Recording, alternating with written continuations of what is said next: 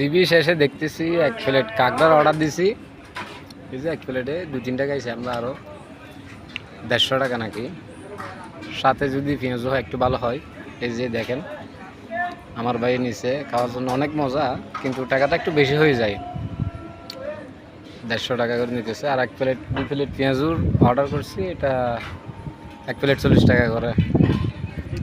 আমরা 3 জন আসছি, আমার ভাই আছে এখানে মিশকাত, তো আমি আসছি। তো জায়গাটা অনেক সুন্দর, দেখেন আপনারা। এই যে সি বিচ, এটা হলো আমাদের বিচ চট্টগ্রামের।